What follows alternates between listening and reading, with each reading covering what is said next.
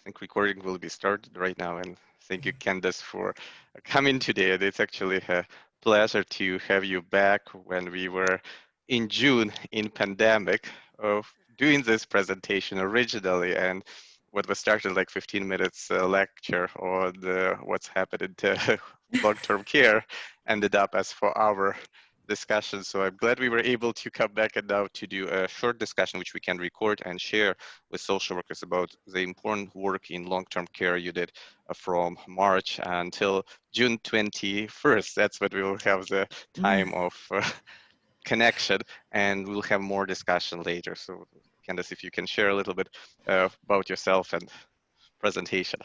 Yeah, thank you, Sasha, for this opportunity. I thank you for you inviting me to. It was the first pandemic social work course in Canada, maybe in North America, right? It was definitely the first in Canada, and so of course long-term care, because it was, top of mind. It was extremely a sector that had been extremely hard hit in this first wave of the pandemic. So it was important to include long-term care work in that first pandemic social work class in Canada. So I thank Sasha for that opportunity and for this one today, to talk about our work. Thank you. So the context, again, is long-term care. You can see a picture of me there. That is in scrubs. So that's a little bit further into the pandemic when we're wearing masks and shields, and I would have worn a gown. I would have worn gloves if I were going into someone's room. I want to make sure that I point that out. People have asked me that about this picture. This picture is not taken in a resident's room. So I want to make sure that people know that. We did have proper PPE and I would have worn it. So I am the only social worker in this facility. There are 120 residents and 170 staff in a rural long-term care home in Ontario. So I'd commented that this is not uncommon at all. We're lucky if there is a social worker in the long-term care home. The act has been amended. I mean, the act says that there needs to be a social work designee, but it doesn't say who that has to be. And it says that it needs to, that work needs to meet the needs of the residents.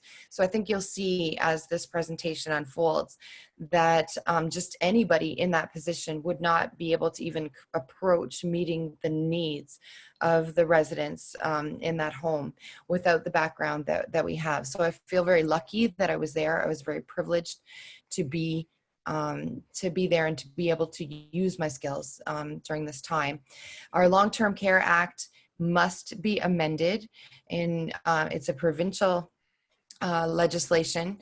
Maybe it'll be covered on a national basis at some point, but we haven't seen that. We're still working at the provincial levels right now. Although, Sasha, I'm talking to you in British Columbia and I'm in Ontario, and I know that there are some other folks that might be interested in other provinces across the country. So I'm hoping that we'll be able to get together and lend our voices to more of a national effort. I do hope that the presentation people will listen, and maybe we can put a national inquiry in terms of making sure the social worker's title is protected and making sure that adequate education is a required part of the hiring process, because it takes a number of skills to provide the service, and that's a critical piece of what you're doing. It's groundbreaking pioneer work in trailblazing in the way, but we need to keep doing it together, because it's not one person. It's for every long-term care resident. There need to be a proper support and adequately staff.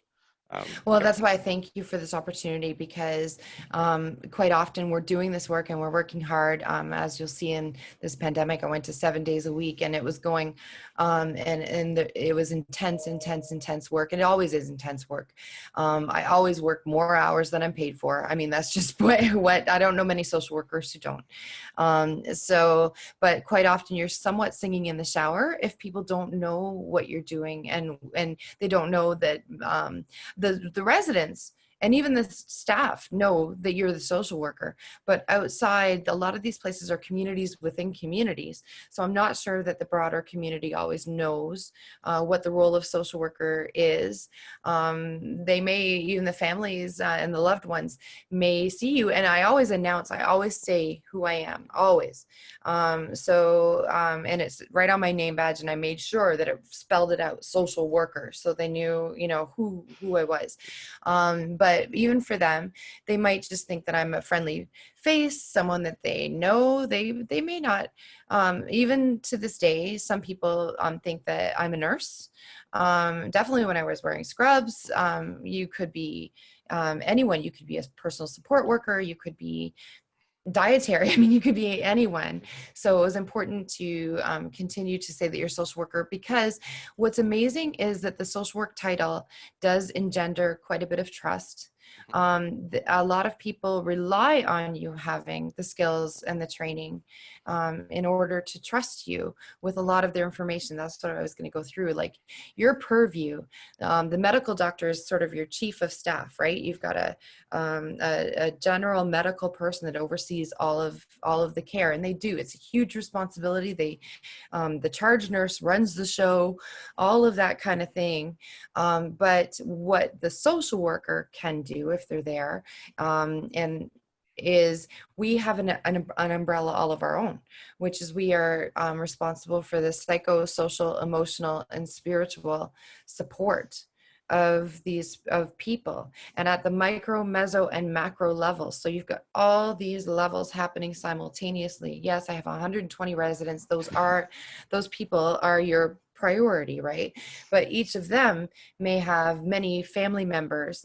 And we heard in terms of what went wrong in this pandemic, not to flip too far ahead, but indeed in some homes, people were calling and getting robocalls or getting answering machines that were telling them that loved ones had passed.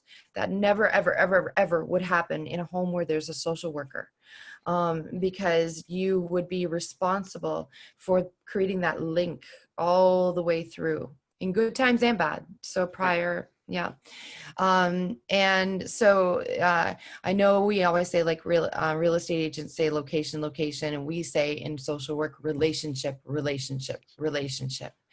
And that is the cornerstone of my practice, is creating relationships on a micro, meso, and macro level. If I need to advocate for someone, as you'll see in the story, I'm advocating to an MP at one point, I need to be able to have relationships and be able to know who to get in touch with on every single level. Relationship, most important, of course, with the residents and their loved ones, and residents' rights. You have to know these. They're built right into the Long-Term Care Act. You have to support them, advocate. Life history, super important that you get in and you recognize, because like I was saying about that biological model of care, they're seeing people on a sheet. When I click into what is our system, Point Click Care, which is used nationally, you see a profile of the person, you see kind of an overview. Maybe somebody at admissions took like this much of a life history, but otherwise you see that person as blood pressure and all of the things that they keep track of that are happening right then and there. So it's super important for the social work world to get in, form a relationship, form trust, and find out who the 360 degrees of that human being are. Where have they been? What are their, not just preferences, like I like to eat meatloaf and not chicken, that's important too, but it's more, where have you been and what kind of preferences would you have based on a whole lifetime of things? And these stories can take a lot of time. Some people may look at this work and wonder, so you sit down and you talk for an hour with someone, and maybe that, in many lives, in the roles in long-term care, you don't have this type of time. In fact, nobody has this type of time. And so the social work role is very unique in that we will sit down for an hour and find out everything that we can, and we know how to ask those probing questions. We've been down this road before. We know how to get the conversation going and how to delve deep into this life history and get the important information that helps us to provide better care. So to me, life history is one of the top things that I do and that I have done. Supportive counseling. So you're there as you hit those bumps, because you do in the life history, you hit bumps. So you're uncovering a great deal of trauma, because you don't get through this life, and you certainly don't reach an age of most of the people. I think average age in long-term care in Ontario is 80 years old. You don't reach those ages without going through some pretty big things. They may have moved across the world. I mean, Sasha and I were talking last night about some people that I work with, and he was talking about his own newcomer moving across the world story, and I was talking about how many times I've heard from people that were, say, from Germany, but they fled the Nazis and they ended up in South America. And I mean, you're on this lifetime journey around the world that you never would get if you're another professional in this area just looking at a profile screen. Um, so community resources, people use things like community living services, artwork and things like that. So how are you connecting to the broader community? So you're sometimes a bridge between the resident and loved ones, or the community and loved ones. And sometimes you're doing it in a community resources way, maybe bringing in a newspaper. I used to pick up the newspaper from my front step and bring it into long-term care, so it would help people to know what was happening in the broader community in the moment. Palliative care, huge. Um, you need to be there. You need to respect the inherent worth and dignity that's right in our code of ethics of all people until their very last breath, and beyond. And so palliative care is a huge part of what we do.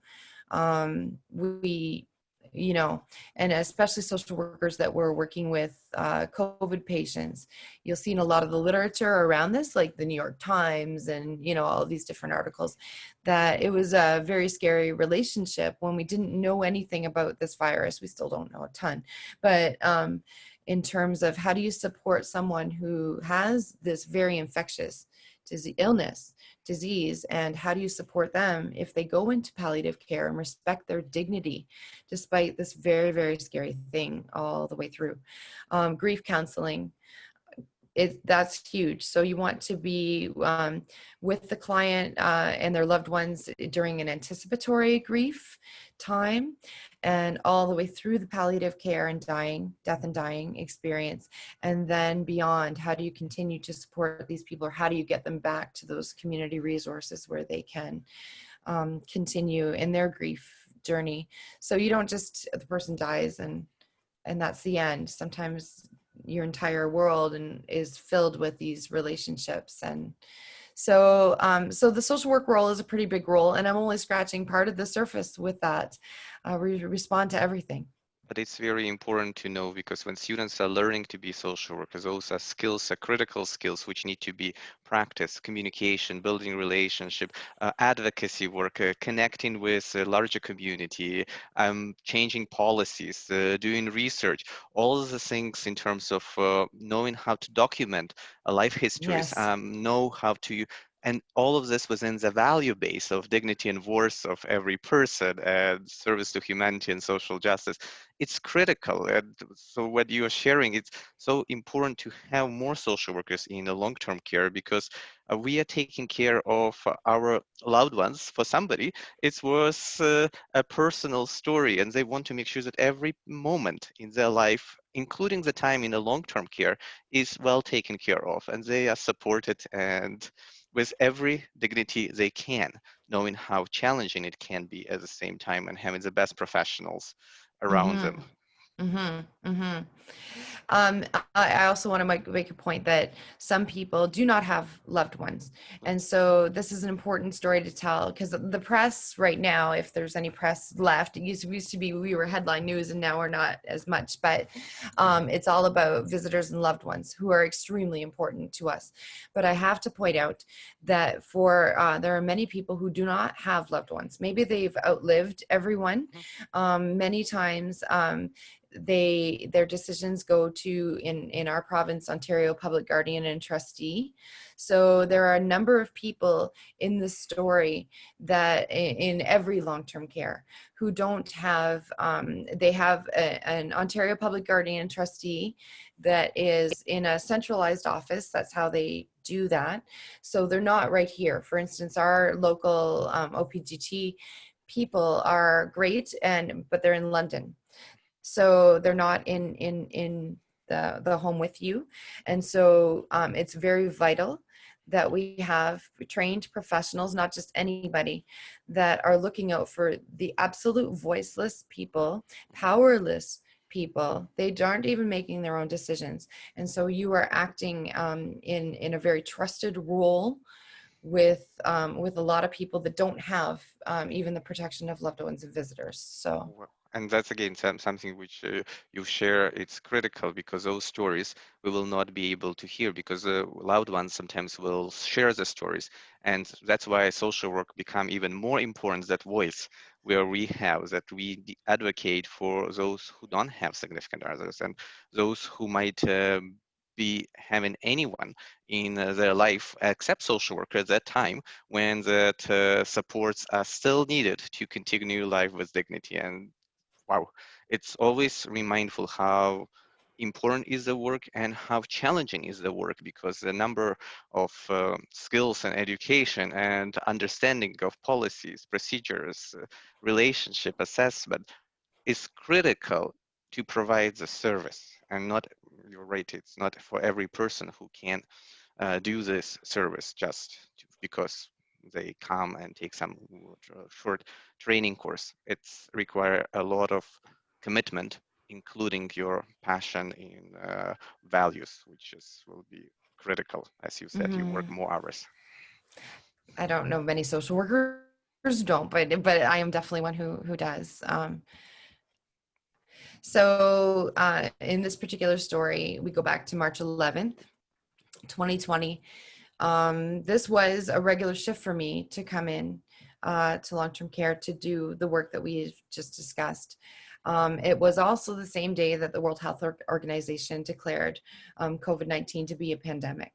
And it was really strange. So I would go into work like this without a mask. Like I actually feel kind of naked speaking to you right now without all the PPE because I spend a lot of my life in it. But a lot of us have been shaking our heads like, how did we walk around without all of this? But we did. So I walked in that day with no mask and went to do what I normally do. I would triage what's going on, what the risks were, if there were crises, and I would have a list of referrals and I would move that around. And something was different about that day. I had been walking by signs that said, if you've traveled to China, you should worry about COVID-19. And they'd been in the front foyer of the home since I'd say February. But we didn't know anybody that had traveled to China. And so it didn't seem like anything, maybe it wouldn't come to where I am is Leamington, Ontario. So a small rural community. And we didn't really know that it was, believe it or not, I know in the press they say, well, how did they not know? At our level, we just didn't know that these signs were going to mean this, in our home, not on this day, not on March 11th. So we walked, maybe we're getting a sense on March 11th because I walked in and there were two lines So someone was checking in, checking temperature, and screening questions. Have you been out of the country? All of that kind of thing. Have you had any signs of a respiratory illness? There's a screening process. And all of a sudden, all of the visitors who had come and gone, and the staff were in two separate lines. And it was eerie. That's why I put in capital letters. It was silence. Yes. I saw my former MSW supervisor was in the visitor line with a potential MSW student for the fall, like this fall. And we didn't know, remember, you got to remember that we didn't know what was going to happen then. And so maybe they were coming in the summer. I don't know at this minute. But I saw her like down this line, and it was just the strangest separation of people.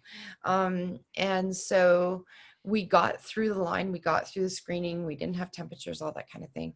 And we met with our administrator actually about a student placement. And it felt like we felt jumpy. And it was tense. And it shouldn't be. This is my supervisor I love till the end of time and respect. I was so happy to see her. I don't always get to see her. And I was going to be the supervisor, and she was, referring me to the student.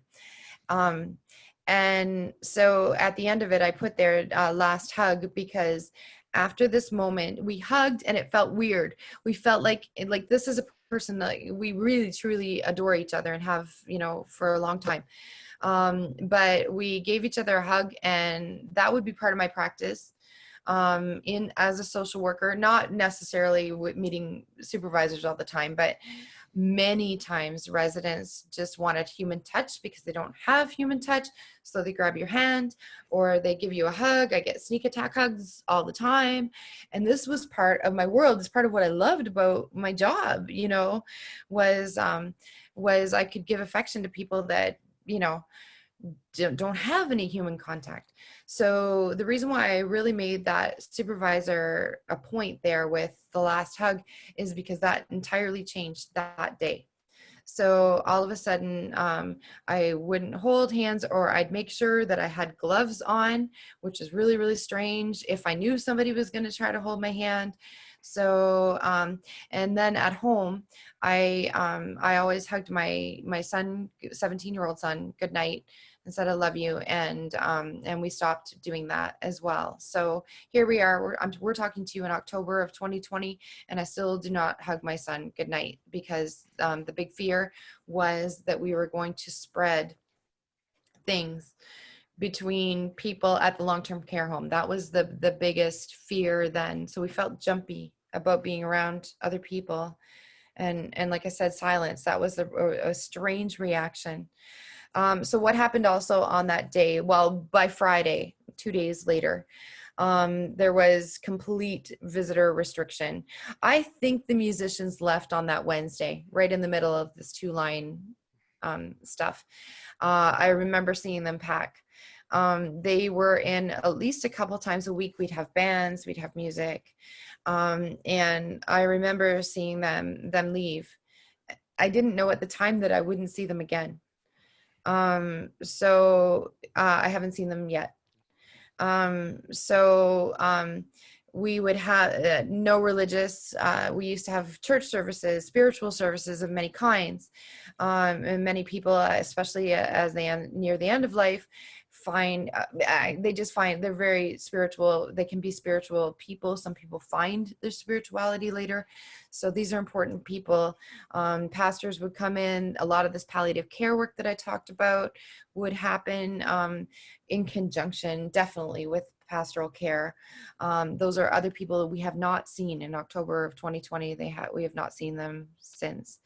Other life enrichment of any kind, your pet therapy, music therapy, all of those people, any contractors. As we go through the story, we had a pipe burst at one point during the pandemic when we had a positive case in our home.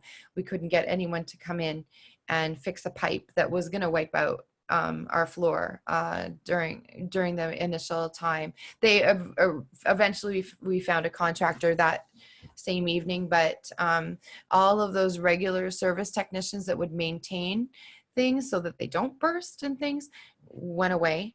And the biggest thing was and any volunteers, students, anyone. And the biggest thing was the loved ones and the visitors. So on the 11th, they were signing in a separate line. And by the 13th, they were not allowed to come in our building at all in any way, not even to the lobby, not at all. So we didn't know in all of this whether social work was going to be one of those people, because our dietitian didn't come in. She did things remotely. I was telling Sasha, even our doctor didn't come in, only met people remotely. So physiotherapy, it went on and on, right? Like this was down to not essential, like, wow, it's essential to eat bread, so we got to keep bread companies going. Those are really important, by the way, but this definition of essential was, what do you need on a day-to-day basis to survive, and everything else can't come in to every long-term care home in Ontario. So 626 of them, and I think everywhere. So so the question was, is this psychosocial, emotional, spiritual work that we do, is it essential? And so actually the social worker at another home went into their home before me. And so I'm talking to her on the phone and it kind of felt like a spy mission, because she went back to work and she was like, Candace, I'm just breathing. I'm walking through the door. I'm walking through the door. And I'm on the phone with her and wondering, how far is she going to get, you know? And so she did. And so the next day had my own similar journey, and I talked to the director of care and the administrator, who I give them huge kudos. They really felt, and they had the decision to make, that the psychosocial, emotional, spiritual care of the residents was an essential service. And so literally I saw them writing down my name on the list of, on that short list of people that could come in the home. So so that was a huge credit to them, because obviously if you're listening to this message, you know that we all feel that this is vital, crucial work, but we didn't know how it was going to go or how it was going to be perceived, and it was perceived as vital and crucial. At the same time, our college was saying, if you can work remotely, do. And so we were coming up with a rationale, because a lot of the people that we work with have dementia and other issues, cognitive issues and things going on, where it would have been very difficult to work through an iPad, for instance. And we did not feel, I could do some communication lists, which we'll get into remotely. So some things you could do, but the actual one-on-one work, you couldn't do. So in the end, I know that this decision was the right one that people made. And I know that it was the right decision to go in person, because social work was literally on that list of people, and it needed to be, of people who needed to be there day to day for the person's survival in many ways. So we needed to be on the floor. So this is me and Penny. I don't think that we're right into the first wave yet, because I'm wearing an outfit that's not scrubs. Penny is was our activity assistant, and this is the end of March. So we are talking about, what are we going to do? How are we going to make this communications plan? So we had written a grant a couple years before and gotten 3 iPads. So we had 3 iPads for the whole residents from this other thing. And so So that became part of the communications plan, because we had we had three iPads. We never had to take an inventory like this before. You had two facility phones. Some people had office phones, and then we didn't know what the residents had. I could have suspected, I think one had an iPad. Some people had cell phones. And some people, because family had dropped them off, you couldn't take them during this time. So you had to have this prior to March 13th. And some people had telephones, like landlines in the room, but we didn't know who, because we hadn't needed to know this before. So so this was Penny and I trying to take an inventory really quickly to just figure out, what do we have, to what do people have.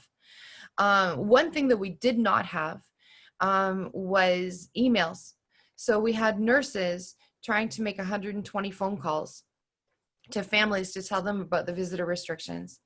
And they, obviously you couldn't do that. They're trying to nurse at the same time. And so we realized that it had not been a standard part of intake to get someone's email. Certainly we didn't have, their Facebook handle or their, FaceTime or like any of these things. We didn't know those things. But we needed to find that out. But the biggest thing was to go through and try to get an email. So this became a social work role in crisis communication, was to get an Excel spreadsheet going and find somebody with an email. Sometimes it wasn't always the direct, like a spouse. Sometimes it was a grandchild that had an email. So you were trying to find a point where you could get consent to have connection with that family electronically, so that when huge announcements like this happened, that they could send out an email quickly and everybody would know. We still were going to call them if there was any change in condition individually, and the nurses continued to do that type of work, and I did if there was something psychosocial that they should know. But in terms of like huge things like visitor restrictions or an outbreak or anything, we needed to have a way to mass communicate at one time, and we did not have that prior to this work. So that's why I put that in capital levels. So we made letters. We made an inventory of all these forms of communication. We also needed to know, okay, so they have a phone. Can they hear it ring? And do they need assistance, like black and white? I mean, so some of the work was running around and putting like, daughter's phone number in black and white on a piece of paper, like right by the phone, or dialing. I answered phones. I dialed phones for people. So even if they had the equipment, did they have the dexterity? Did they have the mobility to use it? So that was part of it too. Social distancing, like I said, really increased. They removed the couches in the lounges. The lounges pretty much disappeared. They were not allowed to go outside of the room. So they couldn't even really talk to the person that was 2 doors over. They could talk to, obviously, their roommates if they had roommates, and many of them did. But sometimes the roommate wasn't able to communicate, so that anyway, so there was no social time encouraged. They could not go outside. They could not obviously leave the property. And people could not come in. So a lot of this is, and it was for reasons of security. It really, really was, because at this time, we're hearing other homes, most notably the Life Center in Seattle. We heard about our, what was it in Vancouver? The Lions. name.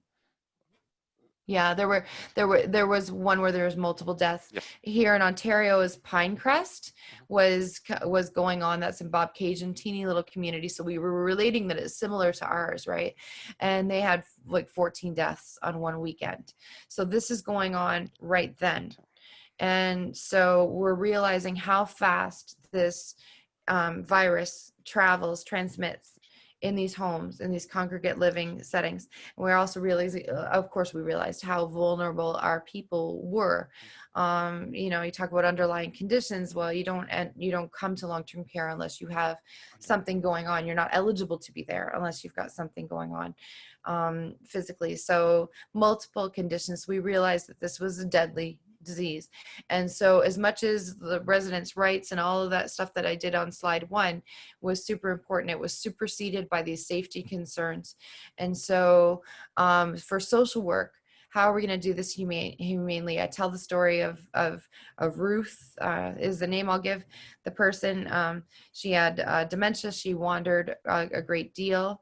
And I had spent a lot of time with her and her daughter, and we'd been outside looking at wildlife because we're on 5 acres where we are then, and we've been looking at bunnies and, you know, birds and talking about favorite authors. She was a huge reader. And the funny thing was they come back from town with a different hair color every time. So they were really, you know, going out all the time. And very, by the time this pandemic happened, started, Ruth's condition had changed dramatically. Her dementia really had progressed. She had declined. She wasn't able to do a lot of the things that she had. She didn't understand why her daughter wasn't coming. She didn't understand a lot of things. So to help her stay in her room, one thing that I had learned as a social worker in all of this time was that her guilty pleasure in life was that she could read in bed all day. I mean, she just considered that, like, her mom would let her, if she could read in bed all day, that would be like her fantasy, right?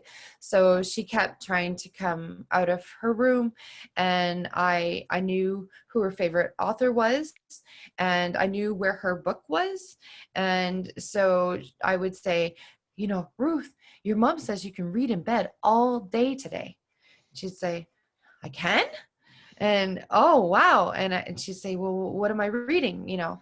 And I'd say, yeah, this, you know, fill in the author, like Nora Roberts' book is right beside your bed, and you know, and you can read all day. Oh, I love Nora Roberts. And you'd say, oh, that's great. And so you'd help her curl up in bed. Quite often she would only get to the bottom of like the table of contents, and then we'd start the process all over again. But it was a humane thing, and it took those social work skills of knowing, we go back to that life history, knowing right down to the author and where they kept their books, and let me help you get your glasses. All of these things, how to stay, how to help them to stay in the room, to stay safe. And so as a social worker, I knew these types of stories for not just this person, but for 120 of them, and there are 120 different variations. And so as they're trying to come out of their room, I'm basically diving. I mean, that was, you know, my role in infection control is, and thinking fast, creatively. How can I help this person to stay in the room and to stay safe? And it can't be, no, you just can't be here. And, you know, like you have to, it was a process every single time. I think that I afforded as much dignity as I could to that situation. But it was very scary. And you could see like, as things go on, that people that wandered, which is a very big thing, that they were quite often next to somebody who had tested positive. So the risk was very great that they would come into contact with somebody who had the virus in the home. So that really can't be understated, that these were very real risks, and we needed very interventions in the moment that come from deep knowledge of the people to help them to stay safe. So again, you couldn't even go to the hospital and come back. If you went out, you couldn't. It was, you know, that was the only choice that you had. And some people decided to take their loved ones home, but that was the whole thing, was if you leave the residence, you can't come back. So not even to go to the hospital, not a doctor's visit, nothing. initially back in the end of March, when this first came down, there was like almost an underground going on where people were like gathering in groups of 4 to play cards, and like then you'd kind of break it up. That was sort of the rule. And all the formal activities were just canceled immediately. So there was no bingo, there was no anything going on. The meals were in your room. They were on disposable plates. I think that's common to every home. And we had to go to no choices for meals, because they had to serve, like dining became a big process, because you were delivering rooms, food to every room. And they did, I have to give credit to our home. I saw PSWs dancing, kind of like roller skate people, used to be at A&W. I saw them, having choreographed. They did dances. There were all these songs. They would try and serenade them. So there was as much humanity as you could in this process, at least at our home for sure. Social, like I said, we've gone through the moment of holding your breath and seeing if social work is essential. Now we're on the other side, and we are essential, but we have been redeployed, as everyone was, so that you could do anything. So it was they expected that half of the staff would be sick, would become sick with COVID. That's what the projections were, and that you can look into. So I was ready, and I did, to feed anyone that, if they couldn't help, and someone needed assistance with eating, then I would offer assistance. I helped people with wheelchairs, and I didn't transfer anybody. I mean, that would be dangerous. That's out of my scope of practice, but anything that I could do, I did. So, and that was part of this redeployment. So you became another person who was on the team that could do anything. And prior to this, there would have been union regulations. There would have been other regulations that you couldn't do this type of work. So that kind of freed us up to be able to work wherever we needed to. And as a social worker, I was honored to be able to help people in whatever way they needed the assistance, so the support. So that other social worker that went first, and I, Bonnie Pacuda, because she'll be on this, did this assessment plan together. We needed a way to systematically look at what was happening and what was needed. What did we need to do? So this wasn't some assessment to try to, delve really deeply into someone's background. Those are useful, but that's not what this was. This was, what are we going to do, and how do we make this systematic enough that people are not left out? That no one is left out. So we developed this many iterations of this outbreak care response, psychosocial care response for outbreak. And the thing was that we wanted for the residents to get through this time. We didn't know how long it was going to be. At that time, it was going to be an extra week for March break for the kids. That's what we thought that we were doing. But now this assessment plan could be used as this situation unfolds, right? And we wanted for them to come through this this period with as little adverse effects as possible, and to maintain contact as much as we could with family and loved ones, and to honor any necessary social connections, which can come in many forms. So you have to be very, very creative. Like Sasha said, that goes back to training. You have to be really trained and dedicated to this work to be that creative, to figure out who does the person want you to contact, and how do you maintain these connections and in a variety of different ways, right? So the first question was, is the resident in palliative care? Because there were restrictions were lifted if the person was deemed palliative.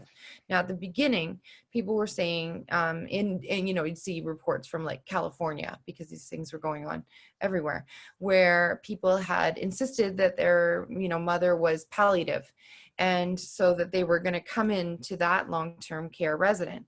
So, but what happened was we needed to have like a PPS score. We needed to have something in that was tangible somewhat, you know, to be able to classify the person as palliative to allow them to come in. Otherwise, it would have been, in other jurisdictions, we saw that people were trying to come in, and that would have really put a hole in the infection control plan if we just said, well, you know, life is finite, so everybody's palliative, so everybody can come in. So so that was the first question. We needed to know if the resident understands and appreciates the outbreak. So some residents, many residents did not. Many residents did. They were watching the news all the time, just like all of us, you know. So, but then other people, like one woman I remember saying to me, I have like a snake. It's like a sickness in my belly. And so it was coming out, even if they couldn't explicitly tell you anything about this virus, this atmosphere was permeating and people were expressing this. So I wouldn't actually say that she understands and appreciates the outbreak, because, you know, this is part of, those are questions for capacity, understand and appreciate. And many people did not have the capacity, but you needed to know where they were. Some people would say that they felt like they were in prison, or why am I being punished? You know, if they were eating in their room, what did I do? You know, and so, so you needed to know that about the person when you went in to work with them, how much they understood of what was going on. Are they at a high risk? So we needed a way to prioritize high risk. So, as I've mentioned to Sasha before, you know, I'd put an F in the column of the communication plan beside people that had frequent, because there were people that had visitors prior to this daily. Not everybody, but some did. And we had actually no idea how much they actually did in the scheme of the home until they weren't there. I mean, we knew that they did a lot, but we didn't know how much people did until they were not allowed to come in. And so the people that had not been maybe high, I was talking about originally, I would triage a risk, do my own risk assessment every single week. Where am I going to go? Who do I need to see? Those people were often not high on the risk level. They had a lot of support. And so I knew them. I would still get a psychosocial, like life history and things like that, but I wouldn't, I wasn't as concerned. But now, when these very same people were the people that were now most at risk, because the people that they had relied upon seeing every single day were no longer able to come in. Sometimes, I mean, yeah, these are daughters, sons, spouses of 60 years or more, and they can't come in. So, and loved ones and of every, you know, everybody. So now they're really high risk. What are we going to do? What equipment do we need? We went through that. You know, we also wanted to know who was at risk, because maybe they had confinement in their past. We had people who had been in institutions of various descriptions, sometimes psychiatric institutions when they still really were before the community model. Some people had lived for years in different institutions. Some people had been in jail.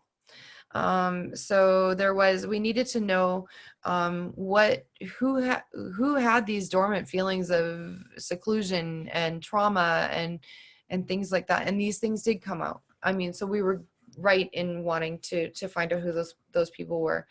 Some residents did have suicidal ideation. We needed to know who those folks were. They were just like, okay, so I'm going to survive this COVID thing, but what am I surviving for? I don't want to live like this anymore, as it goes on.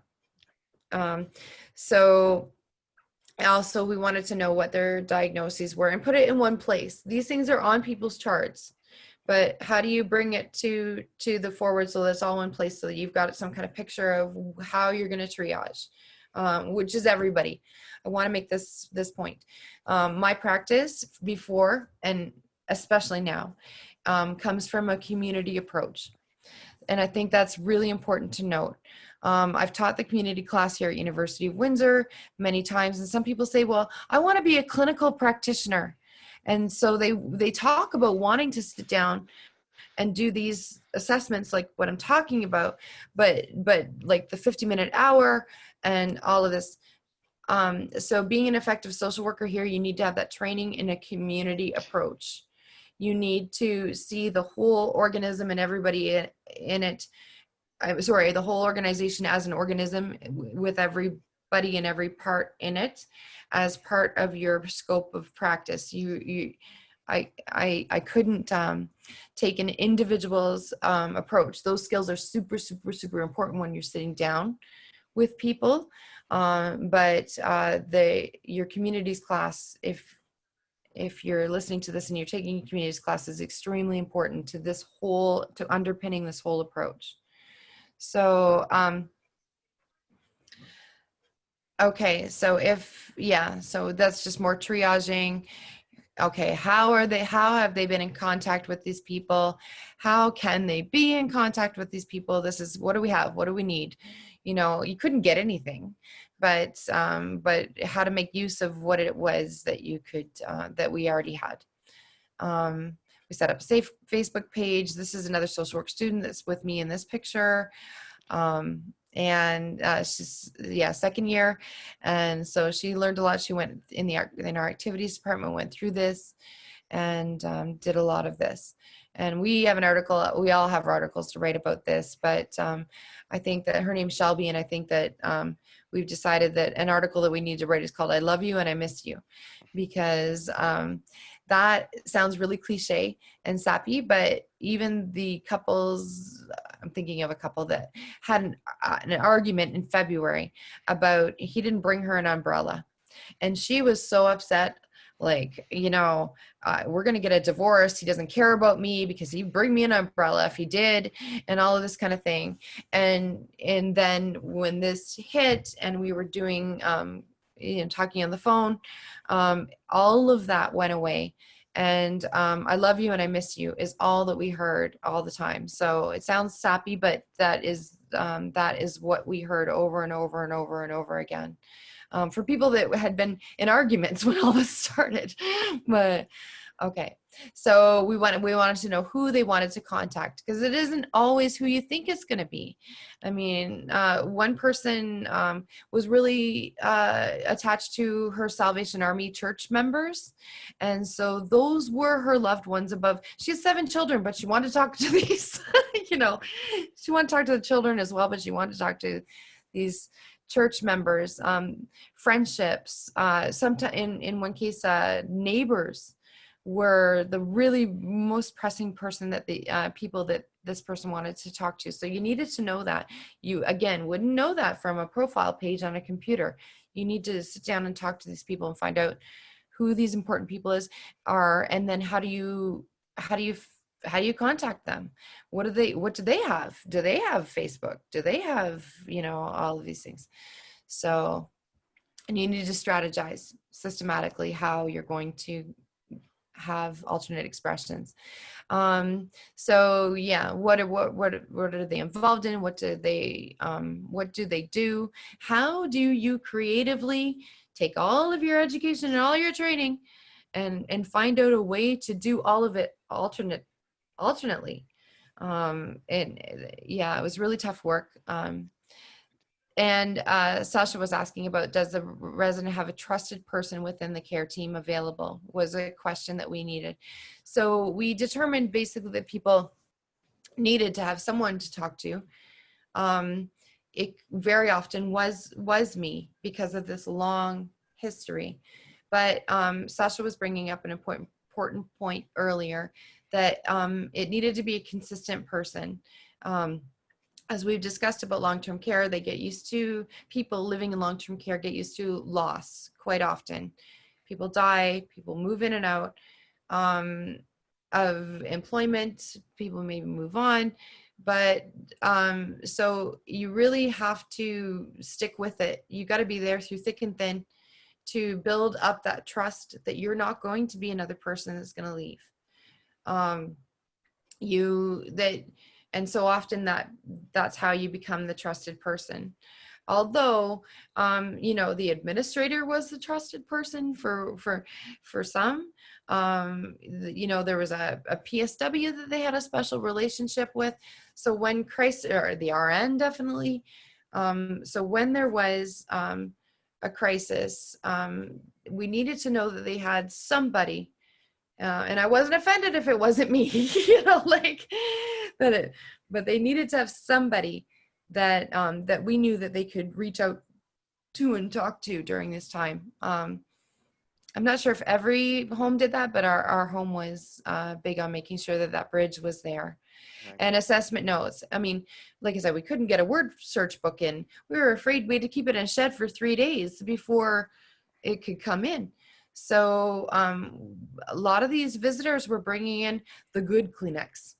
They were bringing in all kinds of, maybe treats, but also like essential items, like moisturizer, like all kinds of things. And so this notes actually has become very important because it's kind of almost the social work to-do list now, is to make sure that everybody has these things.